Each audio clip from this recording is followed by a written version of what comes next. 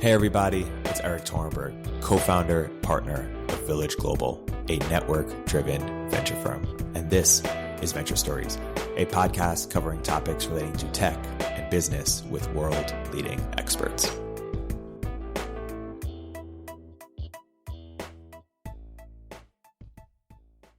Hey everybody, welcome to another episode of Venture Stories by Village Global. I'm here today with two very special guests, Danielle Strachman and Michael Gibson, 1517 Fund, previously co-founders of Thiel Fellowship. Guys, welcome to the podcast. Hey, thanks for having us on. Yeah, thanks for having us. Okay, how would you individually describe your life's work, or what sort of is the thread that underlines the past, 10 to 15 years of your working life individually? I think for me, at least what comes off the top of my head is it being about alternative or progressive education. I always tell people, if someone had asked me 10 years ago, would you be working in VC? I would have said, what's VC? I did not come out of this world, but worked a lot with both homeschoolers as well as starting my own charter school based on homeschooling principles.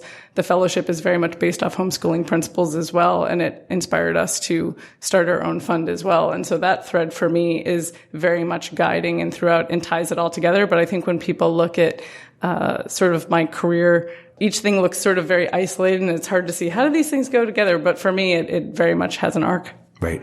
How about you, Michael? I know you're a deep philosophy background. Yeah, somewhat similarly. When we spend a lot of time talking to university age students, and so they always ask, how do you get a job in venture capital? I say there are three ways. One, you were here in the 1970s and you're still here now. Two, maybe you founded a company and you had a strong exit and now you're on the other side of the table. Or three, just some totally unique idiosyncratic path. And I'd say Danielle and I fit that one.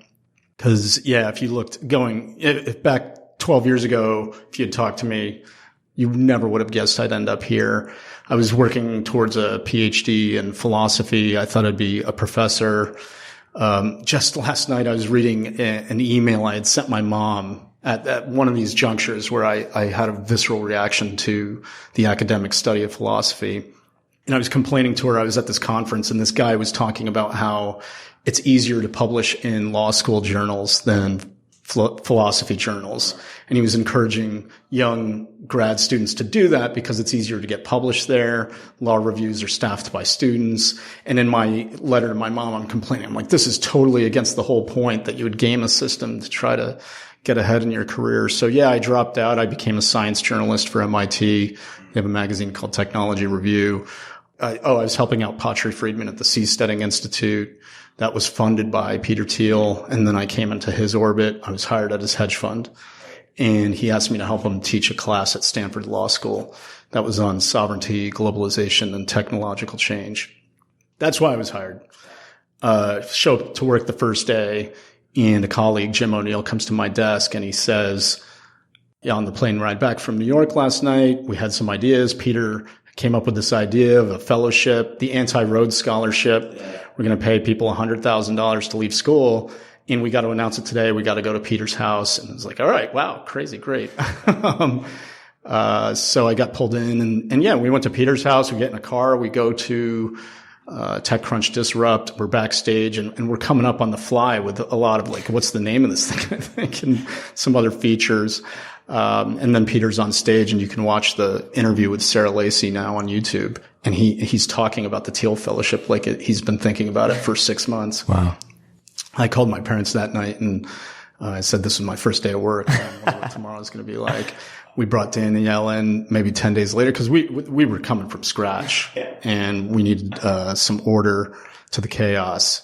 So like that number of steps from that story I just told you is totally unpredictable. Right. There is a through line in that the underlying, like these philosophical ideas of what does it mean for people to be free, autonomy, self-directed, those kind of larger, broader themes were always interesting to me. And things like seasteading are expressions of that. And then certainly Peter is an individual, very charismatic in that way. So that's why I worked for him. But then to say, oh, wow, connect the dot to the fellowship and now working in venture capital seems pretty far-fetched. The Thiel Fellowship launched a decade ago? Just about. Yeah. Announced in September, that first day of work, September 27th, 2010, right. I can tell you. So launched a while ago. And It's got a lot of success. Vitalik, we were talking about the founder of Oyo, Figma. I mean, a bunch of companies that have done tremendously well. And you guys are just choosing 20 or so. Is it 20 people a year? It was about 20 people a year who are all 19 or under when they applied. So how do you think about the legacy of the Thiel Fellowship? And I'm curious, why didn't it expand? Oh, the Thiel Fellowship is still going today. Yeah, I guess I mean, why didn't it take more? Why didn't it try to formally take on something like Stanford? Thiel always criticized Harvard for being like the Studio 54 in the sense of, they wouldn't expand their admissions, and yet the Thiel Fellowship, kept 20 as a max. Why was that? Well, I know two people who are trying to expand on that, and that's us with 15, 17. Okay, but yeah, to say more about that, I mean, with the fellowship, Michael, say if you have different thoughts about this, but I don't think what Peter necessarily wanted to do was make an alternative program that would be admission-based to get into college, and this would be the new thing that young people would do. But what he was doing was really promoting that one path is not for all. And the whole point, like the grand vision of the fellowship was really to get that message out there. 10 years ago, it was very unheard of for a parent to be talking to their child, or even children to be talking about, children being 17, 18-year-olds at this point, talking about not going to college. And so what we wanted to do was normalize that conversation. I remember, Peter coined the term education bubble. Yeah. If you look at the Google search results for that during that year, there's this gigantic spike. That really set things into motion. And now people talk about the education bubble. They don't even talk about Peter. Like, he's not even mentioned, which I think is great. It means it's a totally normal part of the conversation. And now we are seeing lots of different things that young people can do, whether, for some, college is the right answer. For some, it's going into a boot camp. Some people are taking gap years. Some people are getting venture backed. There's all different paths. And so I think it was really about getting that message to spread much more broadly than starting a program that should just keep getting bigger and bigger and at the same time more exclusive each year.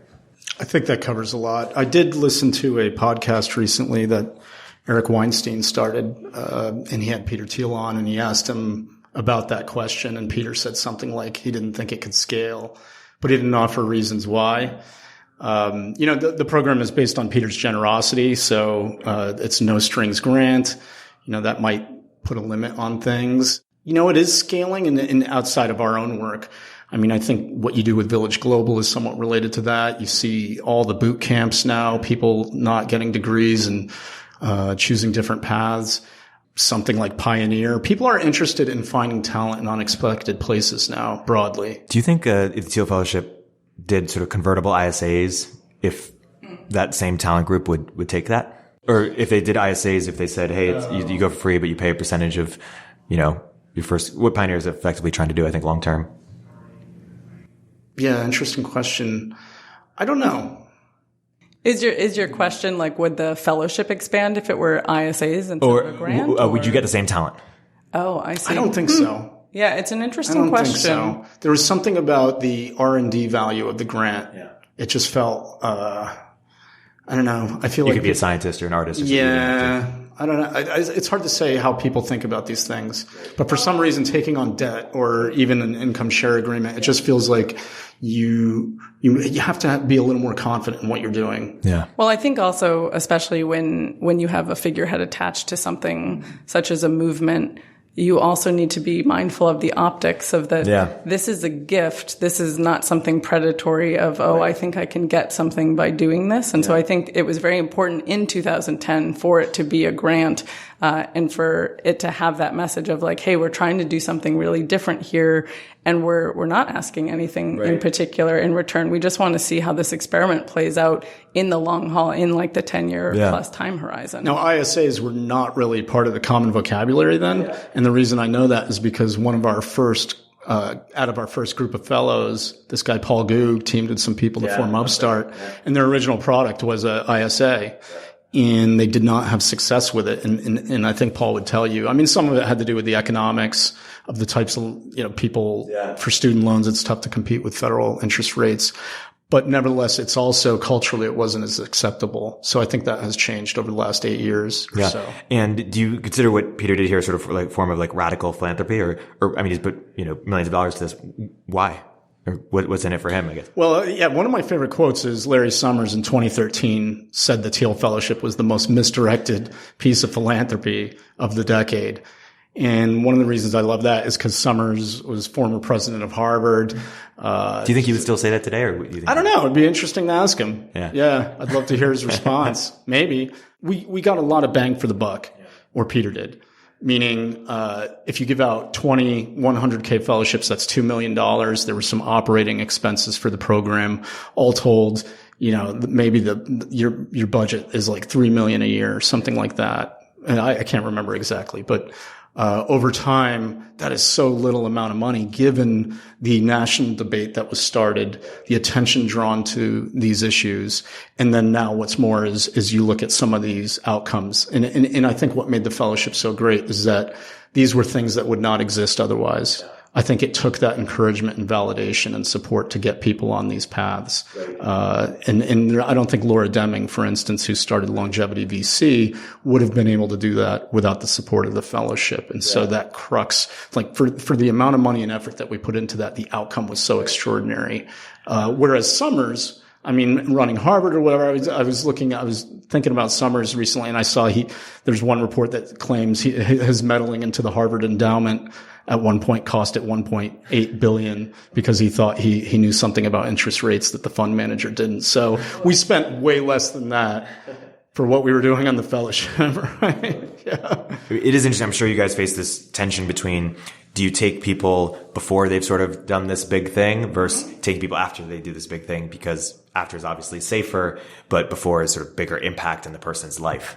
For me, it actually doesn't feel like that much of a tension. When we were at the fellowship, we loved working with people where we saw sort of high potential, where they maybe had some crazy ideas and we thought, okay, we think they can start executing on this. And, these are nonprofit dollars. And so we want to be able to support to see where that can go.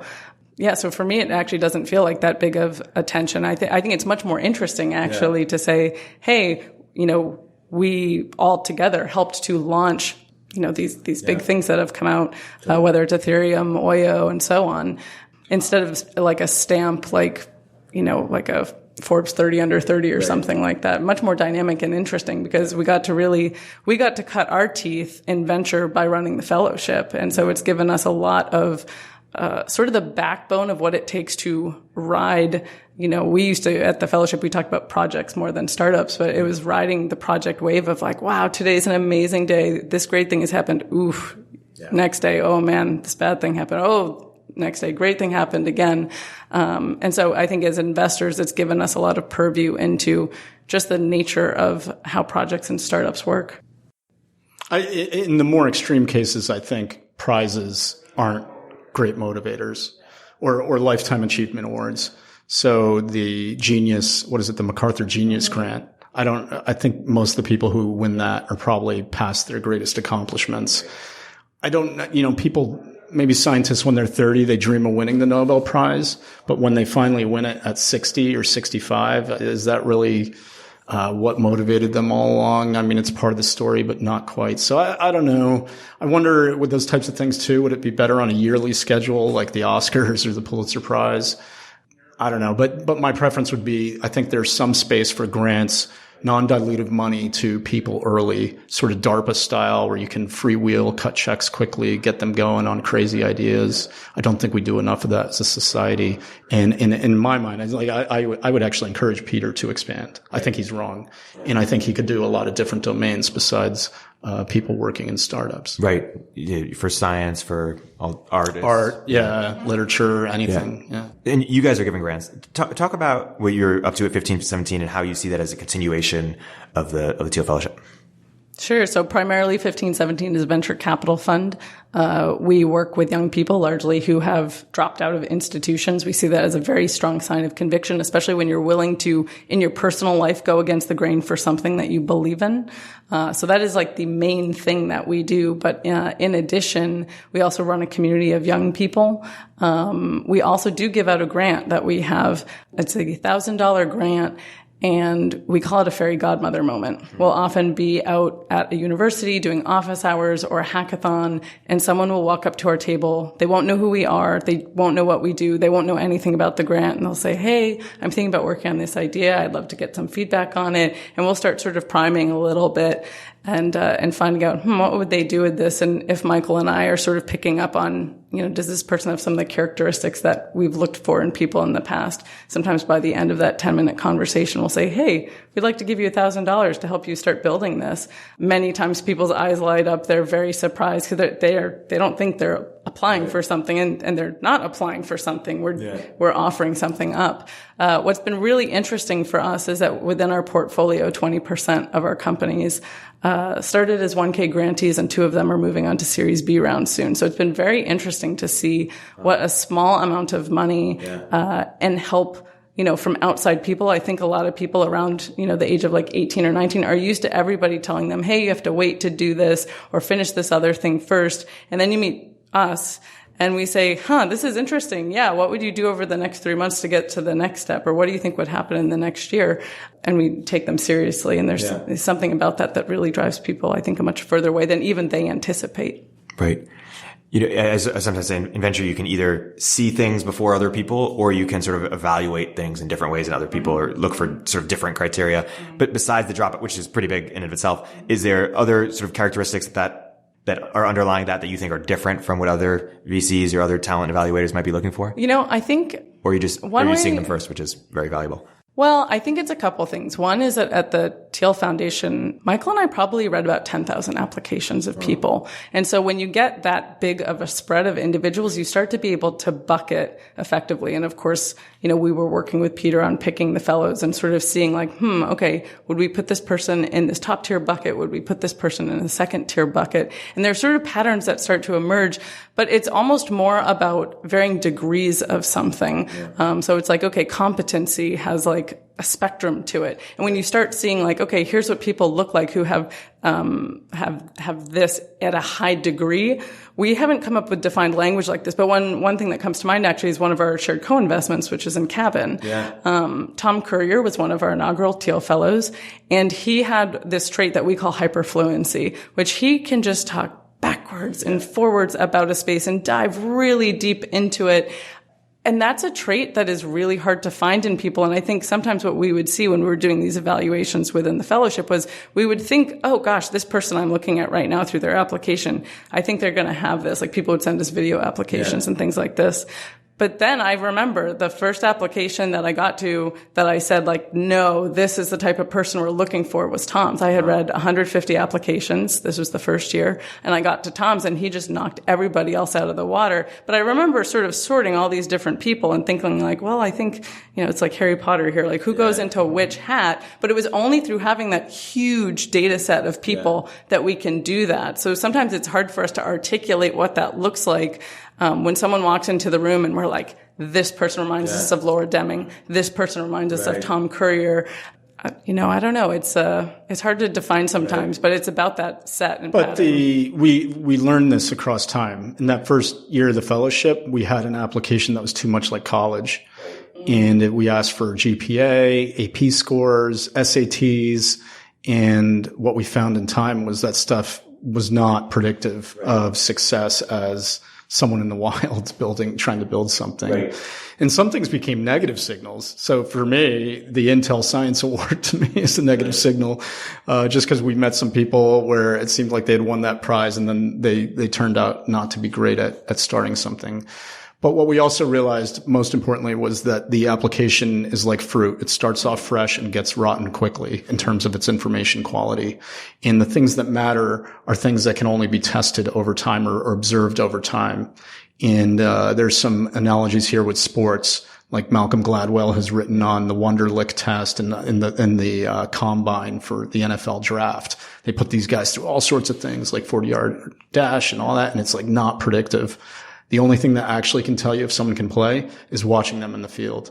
And so what we try to do with things like that 1K grant is let's give them a little time to play and then see what it's like to work with them. They get to see what it's like to work with us, and we can observe qualities like perseverance or resourcefulness over time. It's not like logic puzzles or something. Yeah. Or even like Shark Tank. Like one-time exposure to someone and a story can be very persuasive, but like grit and then also the social intelligence, that was part of it, that you need to run a company, be able to work with other people, raise money, sell to customers. These sorts of things require emotional intelligence that you can't, I mean, you could ask stories or you could ask, I don't know. It's just something you got to see. Let's talk about sort of the state of higher education today and how that's evolved since you guys started the Thiel Fellowship. My understanding is that in the last decade or so, we've come to sort of realize as a culture that it really is all about the credential, and that what you are learning in Harvard chemistry is also, on the internet and open source, and there is no actual differentiation of the knowledge itself, which I feel like is the critical step before realizing, hey, this is actually kind of useless. We can disrupt the credential too. Have you seen that too? Or how would you summarize the shift or how we've seen higher education and where is it going? Like, when does the bubble pop, if at all, or is it too big to fail? How do we think about this? One thing that Michael and I were talking about earlier today was that a lot of the way the working world works dictates what happens in college and what happens all the way in K through 12. And one of the things that we're seeing is that people don't have jobs anymore for a decade, or the rest of their adult life is not spent at one place. And so there's this sense, everyone talks about lifelong learning and education, but I think there's really a sense that our jobs are going to be demanding lifelong learning of us, because we're not going to be in the same place or the same position for probably more than a couple of years at once. So I do think that there's a huge trickle down effect from just hiring institutions in general. You're always hearing about employers having to train their employees. I even wonder if in the future what things will look like is that, you might apply to work at, a large company, and instead of going to college, you go through their training program because that's where you want to be. Although that doesn't really fit what I was just saying about like maybe just being somewhere for a couple of years, unless it's a place where there's lots of room for movement and development, throughout. But that's just one thing that we think about a lot, is that the job market has a huge effect on higher ed and where things will go. I think we need more exemplars and role models of people who have had fulfilling, rewarding careers without having a BA. Right. And we're starting to see that through the boot camps. I think the more you can measure a skill, the easier it is to go without a degree. Yeah. So if you're an engineer, you can build things you can't. Your GitHub account is actually more accurate representation of your hireability than maybe your resume or your school. And so therefore we're starting to see more. We see the big tech companies hiring without degrees required. We see startups being founded by people. And maybe that'll start to spread to different parts of the economy as the nature of the job market changes. And is it just the sort of, like cultural folklore that's keeping up, Harvard and Stanford, or is it some also deep structural advantages? Like, I tweeted this the other day, but didn't get a satisfactory answer. Why couldn't Google or Facebook or Apple sort of start their own competitor? Why couldn't they, or why wouldn't they start their own competitor as a talent mechanism for their company? I think the worry is that they put money into it and then they don't get it back. So it's like they train you and then you go work for someone else. That's always an issue. But then maybe there are ways around that. Have you had Brian Kaplan on this program? I've not, but I should. Yeah, I mean, his book, The Case Against Education, is quite strong because he really nails down this signaling quality of the degree. And so it comes down to, can you in the labor market find a way for people to send that signal much cheaper than they do now? And I don't know, maybe it's just really hard to do. Part of the story is weird stuff like it's really hard to fire people. Wow. Or incompetence is hard to deal with in the job market completely, because apparently Brian shows that an incompetent person at a company usually gets to leave with the encouragement of the company, and they give recommendations because people feel bad about speaking negatively about someone, and then that person is hired by someone else. And so I think the degree is serving as a way to avoid those sorts of problems. Right. So I don't know, it's like you got to find out weird things like, how do we better handle letting people go or identifying incompetence, and then somehow that's tied to the degree, right? That's something I wouldn't have expected. Yeah. Well, I think there's also a halo effect that happens where assessment is a hard thing to do. And I think being able, to be a hiring institution and say, hey, we hire out of these schools, that's a really easy way to outsource your assessment process and just say, okay, this is where we like to look at people. And so to say, hey, we're going to take this in-house and we feel confident that we can do a good job at it is very, very difficult. So why not? We'll use these name brand institutions instead. And I do think that there is a large cultural piece. One thing that I like to talk about sometimes is that I think as we get into more like radical life extension, as people are living longer, we're going to see, I think, an array of experience that we can't get now. Because what we can only at least get direct access to, like through people we talk to, is, I don't know, maybe 100 years back. And most of us are very influenced by the people we're around or our families. And we don't have someone who's 700 years old who was like, I was around before college. Like, we didn't need this.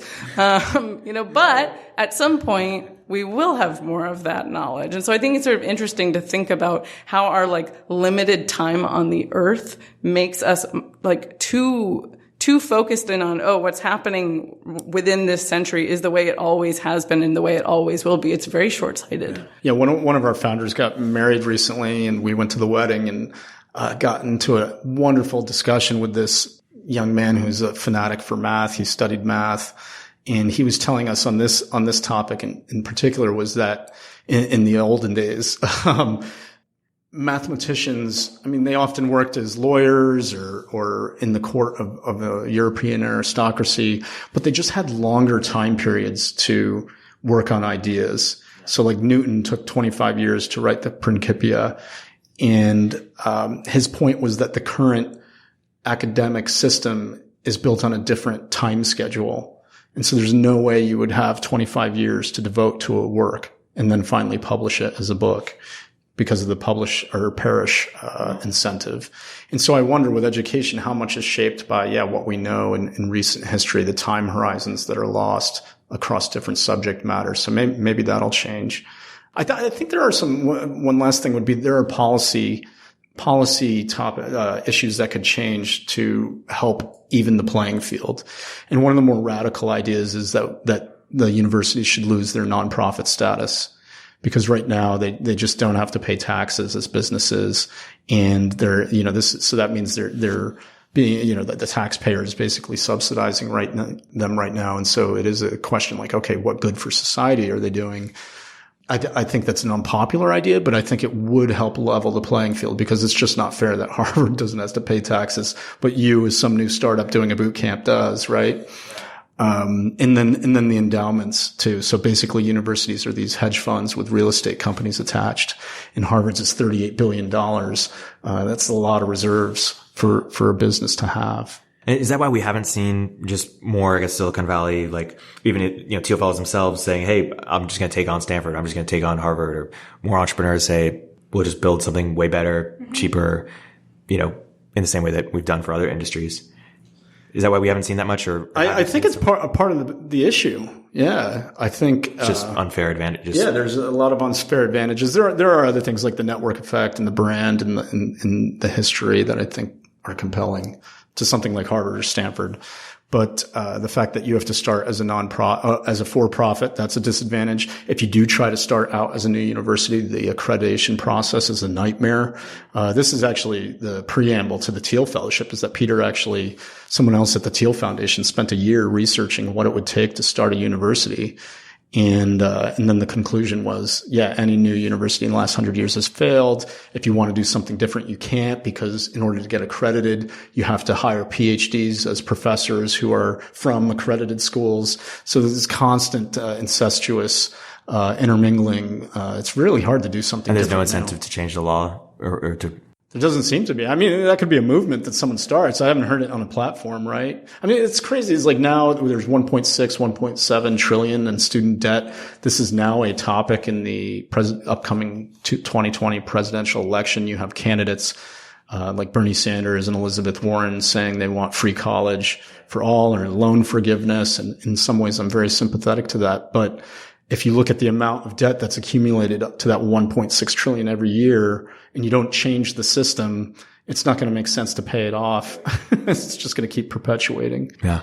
I find, and you guys talk to a lot more potential dropouts than I do, but the biggest, what I sort of tweeted was the final boss is the parents. Like they're on board. They want to do it. They want to start something, or they just want to, they think that, they value their opportunity cost, and you want to even join something in San Francisco, and they say, but my parents would disown me. How do we get over that, and what advice do you give to young people going through that, or how do you think about that? What we often say to people who are more under parental influence, I'll say, is that what you have to talk to parents and people in your life who care about you about is, what the milestones you're going to hit are over the next few months, and that everything, in some sense, maybe not everything, but a lot of things are reversible. If you're taking the summer instead of doing an internship and you're going to try to work on a project or what could be a startup, putting out here are what the milestones would be, or, hey, I'm going to go out there and see if I can get customers for this. What we often see is that parents are afraid that you can't go backwards and that once you shut the door, that there's no turning back, and then they're, oh gosh, my kid's sleeping on my couch forever and they're not doing something with their life. But what we've seen, even with fellows who got the Thiel Fellowship, was that as soon as they started to make some progress and get even just a small amount of traction on their ideas, the parents did a total 180. It's that same thing where, your worst enemy, when you can sort of get them on your side, becomes your best advocate. The parents are like, I knew they'd be amazing. I knew this would work. I'm so proud of my daughter for such and such. And I was like, that is so great to see that turn around. But they're really scared. And we've worked with a lot of parents too who are immigrants, and they've come and they have this idea of, I want my child to be successful, and successful means like going to college, getting a career at a big institution.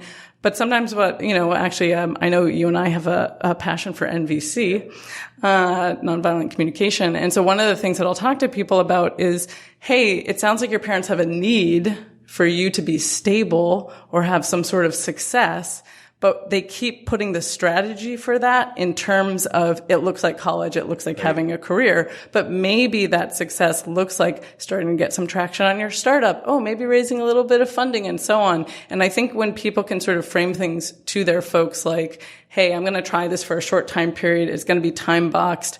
If it doesn't work out, here's what I'll do instead. It goes much better. And eventually the parents turn around and will say, wow, this is great. I'm really enjoying supporting my young person on this. So we often see that flip happen. Yeah, I'll pause there. Yeah. It is interesting. I mean, a lot of young people say they'll sort of do some sort of risk analysis and they'll assume that college is a less risky option.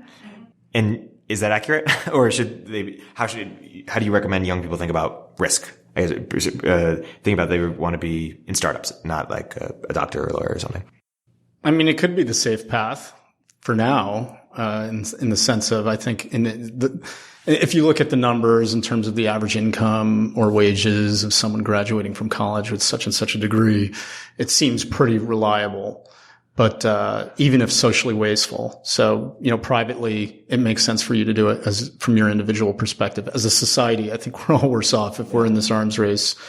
And then let's say you're in the top quintile of some distribution and you're like, oh, what do I do with my career? I'm going to go into investment banking and management consulting. I think to me, this feels like short-term benefits. And maybe even in a generation, it's fine. But I think we, as a society, we should think about longer time horizons, about the sources of creativity and economic growth and innovation. And if too many people think that way and play it safe, then it becomes very dangerous. And we start to look like something like Saudi Arabia, where even though it's not one industry like oil, nevertheless, it's like some small conglomerate of industries that are just paying out this mountains of cash to people. And they're sitting around like some kind of nobility, not really adding much to anything. So it's something where it like will make us fragile in the long run. Maybe that's controversial to say, but on the individual basis, if you were like, oh yeah, I got into a top 10 school, I'm not really sure what I want to do with my life. Oh, I can go to work for Goldman Sachs or Bridgewater or somewhere. Maybe that's a logical thing to do. So, I mean, 20 years from now, how do you think the higher education landscape looks different? And Mike, you said in a previous podcast that everything sort of stems from higher education, and maybe it stems from work, but it's like all other education stems from higher education. So how do you expect it to play out? Will it look pretty similar? Some people say that it'll be barbell, where the top universities will be the same top universities, no new top universities, but sort of the middle or bottom tier will just sort of, people will accept that's a bad idea. Yeah, it's hard to say. Well, I think that the top universities are going to exist for a long time. But will they send the same powerful signal to the labor market that they do now? I think that is in doubt, because I think people are going to prove different ways of launching their careers. I think the bottom of the distribution in the colleges, I think we'll see them consolidate and go out of business. We already see that happening to some degree. I don't know, maybe it's hard to say too, is like, you don't know at what point does this become a national crisis where, in the same way, I mean, one of the weird things to me about, let's say from center left to even further left is you look at something like healthcare, where we spend enormous amounts of money to eke out little bits of gains in health. And so part of the idea of a single payer system would be that we can manage the cost by, not doing these wild, expensive things. And so I wonder, is like, how come that same reasoning isn't applied to, higher education? Like, no one says there should be a single payer system where it's like, okay, we're going to nationalize the universities. We're going to strip them of their names. We're going to put price controls, but it might come to that if the student debt is like $3 trillion, right? And people can't launch their careers. So maybe something like that intervenes, or maybe the government totally subsidizes everything, and then, oh my God, then college is never going to go away. Yeah. Is there any other country that you think is doing it particularly right? Or is it all more or less the same? I would say there are, I don't know about on the country level, but on the school level, one school that we love to visit is Waterloo. What we love about what they're doing is that there's a mix of co-op plus classroom learning, and it's very frequent that they flip those two things. So you'll study for, I think, something like 6 months, and then for 4 months have internships. Yeah. What I love about that model is that young people are getting experience of doing the actual work in the field, because I think there's a large disconnect between the study of something and the work of a thing. Yeah. Many people come out with degrees and think, gosh, I'm going to love doing whatever this is. I went to school and thought I was going to become a clinical researcher, and I went into clinical research and I hated every second of it. I was like, oh man, I guess I could have studied some other things instead. But we love that model of people getting experience and then going back to learning. And I think that goes back to my point earlier of like this lifelong learning actually being pushed by the hiring market and by employment, of that you're going to have to keep going back out there and saying, hey, like, what chops am I going to need to build? I was talking to a friend recently I think he's in his early 40s, and he's a programmer. He's very interested in machine learning and calls himself sort of a hobbyist in his next job that he wants to take on. He wants to expand on that and be able to learn at work and so on. And this is the way he was talking about it. And this is someone who's in their 40s now. And I think that is only going to become more and more prevalent, of people saying, gosh, I got really interested in this thing, and now I want that to start becoming my next career. What does it look like? Do I need to do boot camp? Do I need to, go out and do our internships, something that not just 21-year-olds do, but are they throughout your career at this point so that you can scaffold things? I don't know exactly where it'll go, but very curious. I think there's some inherent limitations just based on human nature, that we can only learn things so fast. People have different abilities. A lot of the research on the psychology of education is pretty depressing. It's like for 100 years, they've studied different methods, and there's, a lot of people champion this one line of research that shows one-on-one tutoring is probably the best form of transmitting learning. But beyond that, there's not much success. It's hard for people to retain the knowledge that they have. So it's like we all learn something, and then 5 years from now, you ask me about it and I've forgotten it. Yeah. So because of that, it's like, oh, what's going on here? If you could change human nature, and I don't know, Neuralink or something had the Matrix style, I know Kung Fu, well, I'm not going to go to Harvard if I can learn calculus in 5 seconds, right? Yeah. But because that doesn't exist, we're not going to see that kind of disruption. But if you could teach me calculus in a month for 1/10 the cost of Harvard, I would do it. And most people would as well. But because of the limitations of what humans can learn right now, it's going to put limits on how disruptive other competitors can be. And then the other thing would be it's so hard to measure outputs versus inputs. And this problem of hey, are we the Marines, or are we, a modeling agency, where the Marines actually mold people into becoming soldiers, but a modeling agency just says, oh, you're very attractive. So it's like you get into Harvard, you're like a really attractive model. Or is it the Marines? It seems like it's more and more, it's like the modeling agency, right? And I think part of that has to do with how hard it is to tell, how much value you're adding. And so if you can't measure that, consumers often rely on brand and other indirect signals of quality. And so like these messy quasi channels create these difficulties in a marketplace. So that's why I think they might persist. It's just because it's so hard to solve. Yeah. And we began the conversation by you saying that part of your life's work has been promoting sort of alternative, progressive education. Can you unpack that a little bit, particularly how it differentiates from sort of mainstream education that we, understand today? Sure, absolutely. I mean, for me, what this has often looked like is giving people choice overall, the power to choose. I very randomly came into working with homeschooled students. I was aware of things like Sudbury Valley schools, but had not worked in them. I had a friend who had a daughter in one in Massachusetts, but it was really through working with these homeschooling families and just seeing a categorical difference in their children, where I would walk in the house as a private tutor and they were excited.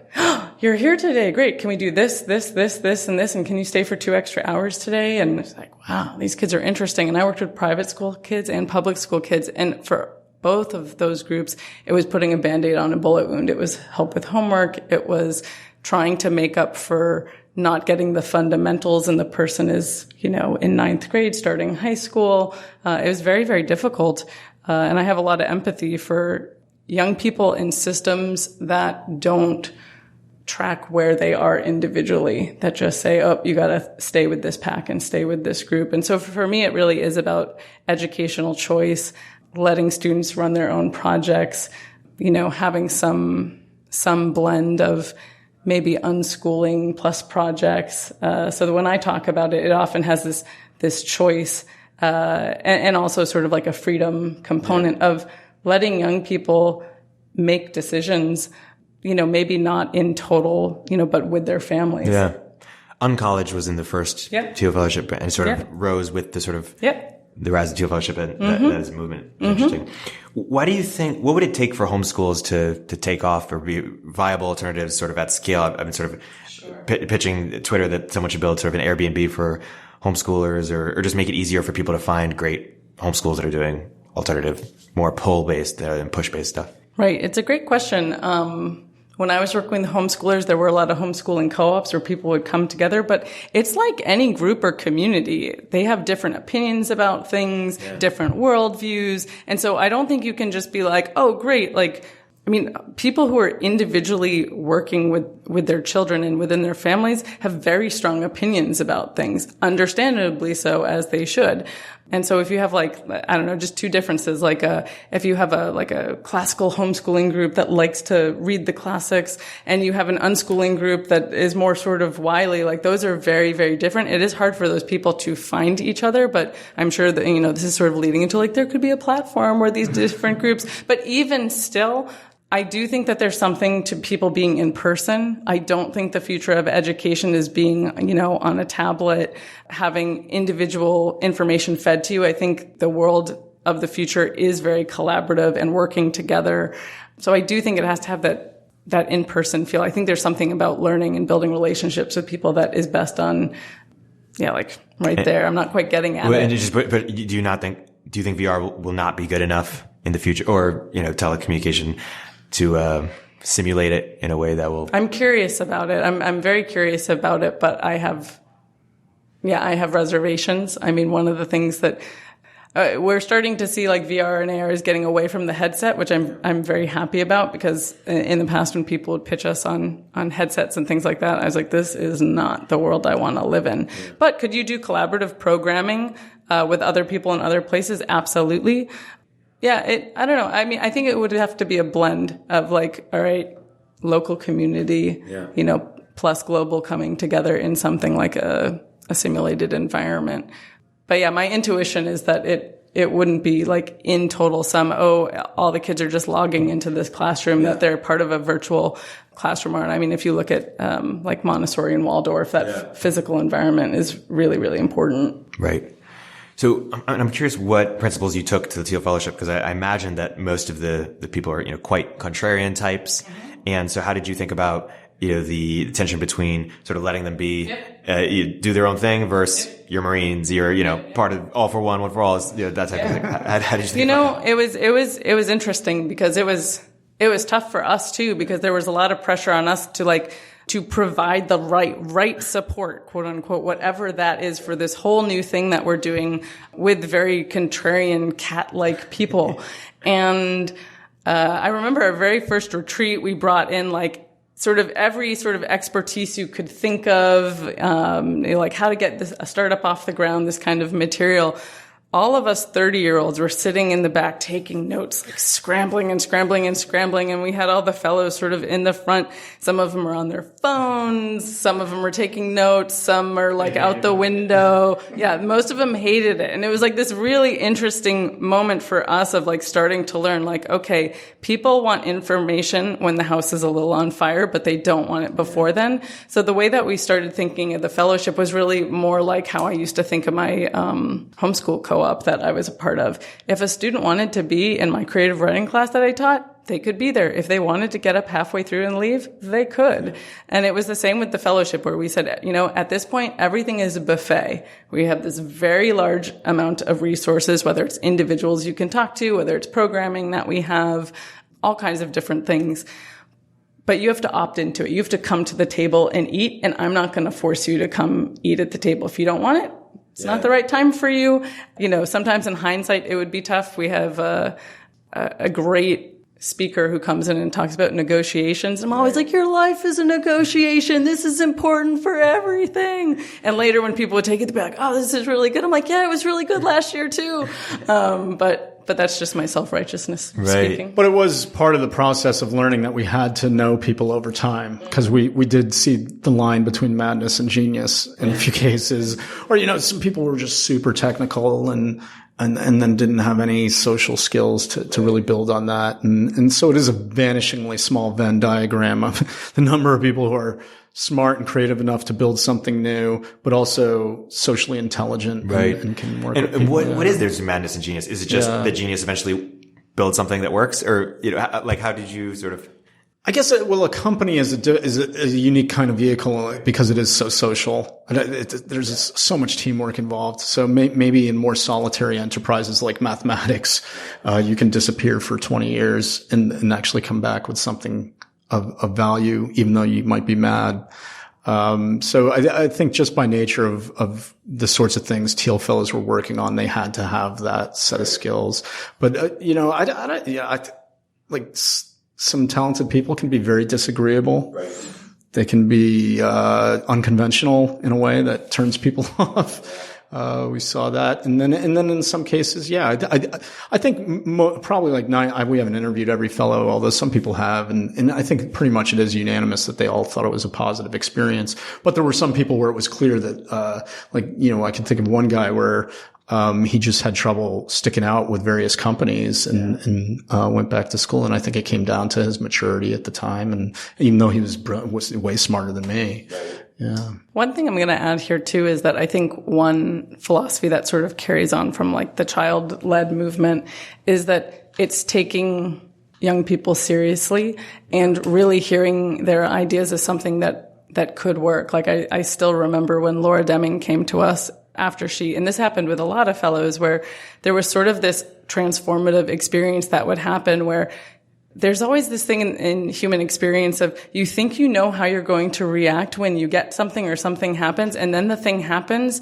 and you're shaken in a really different way about it. And so when we were interviewing fellows, I was like, oh, hey, what would you do with the 100,000? How are you going to spend these 2 years? And they've got whatever their answers at the time. And then it would be, hey, I'm going to give you a fellowship. And then inevitably about 2 weeks after people would get the fellowship, they'd come knocking at the door. Hey, can I have a meeting? Sure. Come on in. Hey, you know what? I've been thinking about it and I want to do something even bigger. And Laura is one of those people. We kind of thought that she was going to work on research for a while in longevity. We kind of thought, okay, I think she was 16 when we offered her the fellowship, and we thought, okay, she's going to have like a more like stable fellowship. She's going to, work in a lab and do these different things. And she came to us about 2 weeks later after getting the fellowship and said, I think the real issues in longevity are on the funding side. So I want to start a VC firm.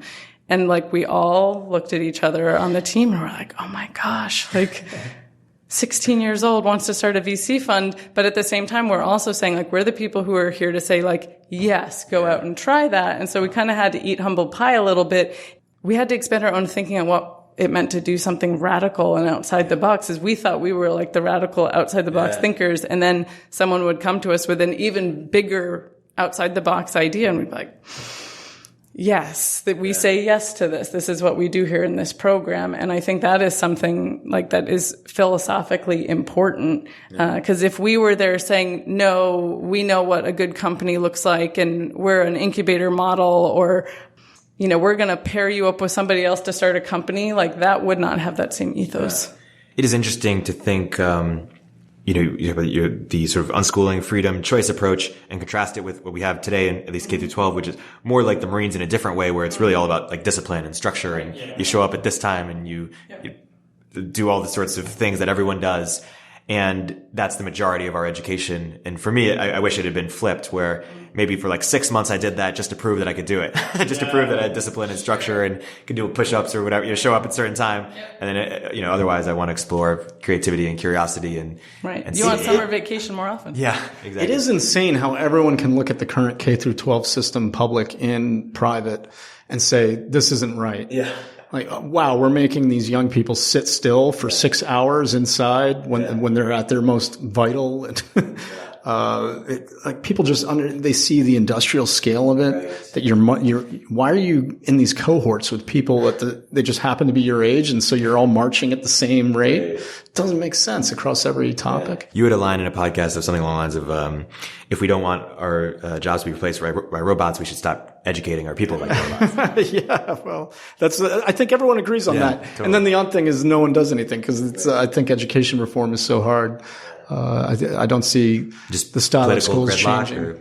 I think it's a very emotional topic. And then you look at the research too, and you'll see that charter schools versus public schools, maybe on the dimensions that they want to measure quality, like test scores, there's not that big of a difference. And so then it's debate is like, oh, then why even do it? It does look like the parents and the kids are happier though, for the ones who have options. So even though homeschooling could take off, but you might not get wildly better results, but at least people will be happier and more fulfilled and not feel like they're in prison.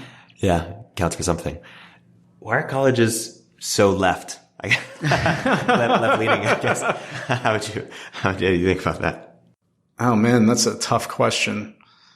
I think it has to do with the personality traits on average that people have, where I think to be an academic, you're probably open to new experiences more so than conservative people on the Big Five personality test. That's something that comes up where it looks like people who are left leaning tend to be open to new experiences. People who are right leaning, more conscientious and rule following. And so I wonder in creative professions that the people who are just naturally open to new ideas might do better at it. I don't know though. I don't have a great answer. I mean, I do think, it is obvious that it happens too. It happens in cities as well. Someone told me, I think there might only be 1 or 2 Republican mayors in the United States at this time. So cities just turn blue and stay that way. Totally. Well, I'm curious about the flip side of that some people have complained about, which is sort of like lack of free speech on campus or sort of, excessive safe spaces. I presume you haven't seen any of that in Thiel Fellowship, probably because it's too small and because it selects for a different type of person. No, we didn't come across that. No, and even at our community events, like we have a workshop actually coming up this weekend. One thing that I've heard people say is like, I really appreciate that I can talk about all kinds of different things with people here and in a conscientious way, bring up maybe prickly topics and have a discussion about it and it not to just be shut down. But I think it is a really interesting question. We did joke that we noticed some Thiel fellows would lean libertarian as soon as they had to pay taxes, because they had to pay tax on the grant. We had a Marxist go from being a Marxist to a libertarian. So yeah, very quickly. I remember my first paycheck. Sad state of affairs. Yes. Yeah. And you mentioned NVC earlier. I'm curious how that sort of relates to your interest in alternative or progressive education and why you're so excited about that. I am a communication and personal development junkie. And for me, I think I'm so interested in these things because I think being able to take the time and reflect on things and what you want and where you want your life to go starts with yourself. Right. And I think communication with yourself and also with other people about what you want to do and where you want to go is very important. And you can say, You know, you can say something, you can say the same words with a different tone and it comes across completely differently. So I just find it to be incredibly important. I'm trying to remember I've studied NVC in some fashion for, I think, almost 15 years at this point. And what do you think is the key insight that NVC has brought to communication or that people can get from it? The thing that I heard once that holds true for me is that it's not about, for me, a lot of these like communications learnings, when people are learning them, they're very formulaic. There's sort of a script to how you say things. For me, it's about internalizing those things. And I heard something at a workshop probably about 10 years ago that I really loved, which is just that NVC is about meeting people's needs. And that's it. Yeah. It's not about if you said something in the right way. It's about really, truly being able to listen and listen from another and deliver information. And I just think that's really an important skill for all kinds of different things. I mean, when we're going into meetings, when we're fundraising, for example, what I'm trying to listen for is what is the need of the person across the table. Maybe they really like getting introductions to young people who are really inspiring. Maybe they want to make a lot of money. Like, what is it? Like, what is their interest here? Instead of just coming in with my own assumptions and then having a conversation where assumptions meet assumptions and you're not actually talking. So yeah, I think for me, all of these different tools are about just deep listening and that you can get to something more real faster. Yeah. One thing I've been curious about is what because people say MVC it's not just a language of sort of this broader consciousness or way of being, how that sort of relates to sort of their macro views of the world or philosophy of how things should be or how society should be structured. Right. What are your thoughts on? I think my big takeaway from things like NVC and learning about parts work and internal family systems, things like this, is that people are just very complicated. Yeah. And so for me, when I am listening to a political discussion or people arguing about things in general, it's very grating on me, where I am wanting to see sort of more of the gray scale of like, this person isn't just a Democrat or a Republican. Like, there's so much going on and we're losing that just in perception, assumption, judgment. And I think that goes back to sort of like wanting people to have freedom and choice, is that if I'm not boxing someone into something through my language or through my listening, they can have that. And even broader, do you think more concrete, do you think Marshall Rosenberg would prefer a libertarian state or a bigger government? Like, does NVC have anything to say about sort of political philosophy or not really?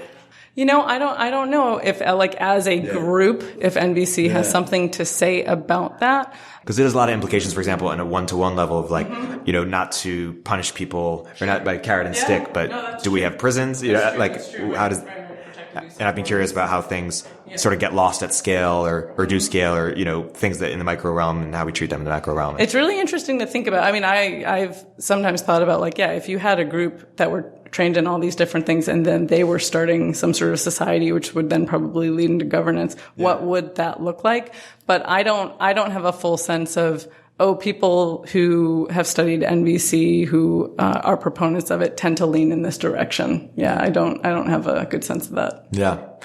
I sense that they tend to lean more big government, but I'm curious as to why. Because it doesn't follow accidentally. I'm not a nonviolent communication expert, but I do know a lot about libertarian philosophy, and one of the core tenets would be some kind of consent-based society.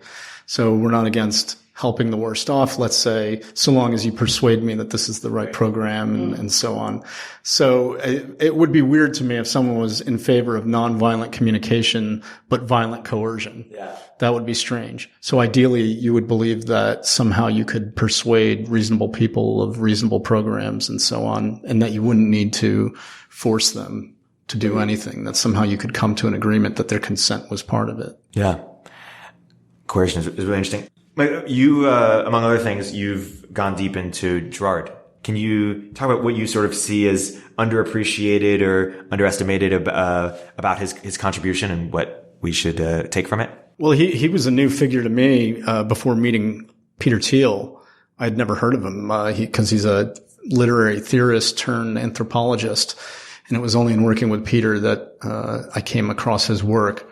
I think one of the core ideas is actually in economics and a lot of social science, and then even in political philosophy, there's this methodology where you really think of everything in terms of individual behavior. So modeling, like, what is the core unit in our system of understanding the world? And maybe you start with some model of what an agent is like. And Girard, what is surprising and interesting to me is that he's the first one to sort of think about the social organism, to take more than just the individual as the unit of analysis. Right. Let's look at the group. And then he has these interesting ideas about social dynamics in these groups and how they behave when violence is prevalent, or when they're trying to stamp violence out. A model of the madness of crowds and how that settles down. So that was all exciting and new to me. Yeah. And not very libertarian, by the way. Because it's anti-Ayn Rand. Yeah, right. It's like, I can't remember. Ayn Rand is a good example. I think Margaret Thatcher once said there are no societies, there are only individuals. So it's very much outside the libertarian train of thought. And so in a way, it's interesting that Peter looks up to him so much.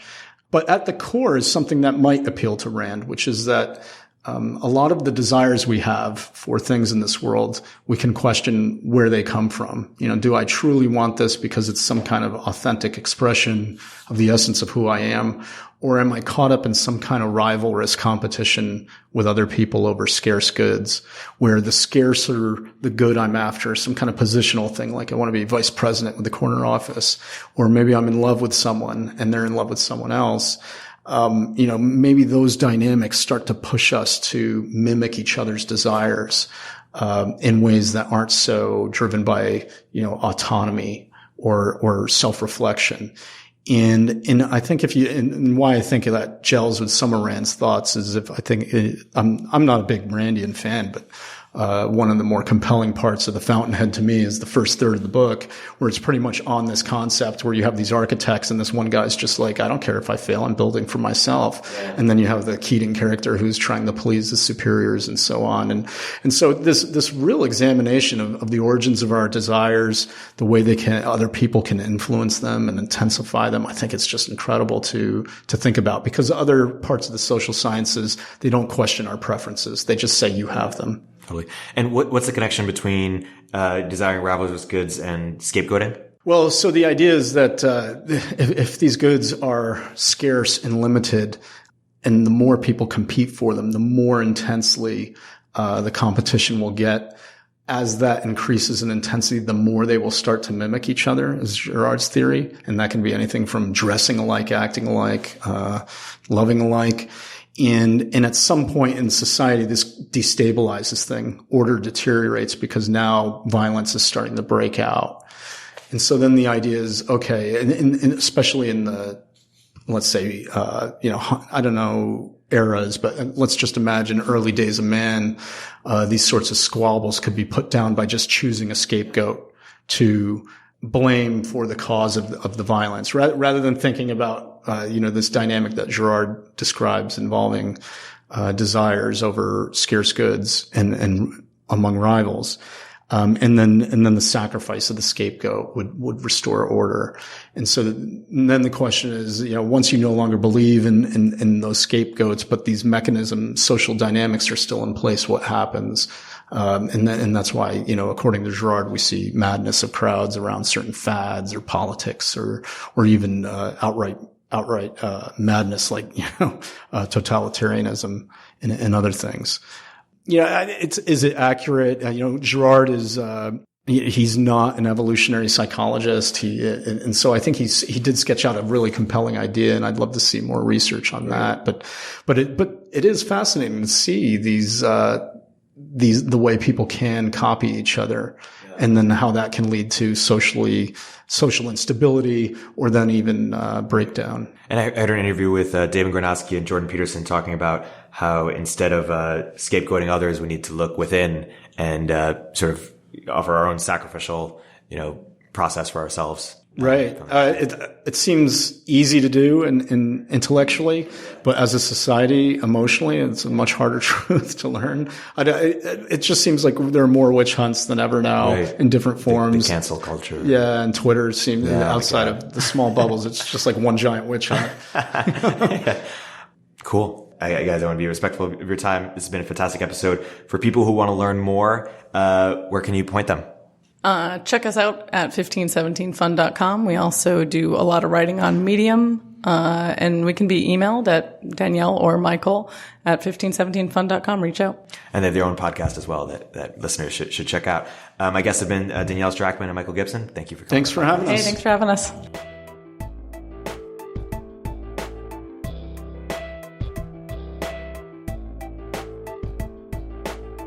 If you're an early stage entrepreneur, we'd love to hear from you. Please hit us up at villageglobal.vc/network catalyst.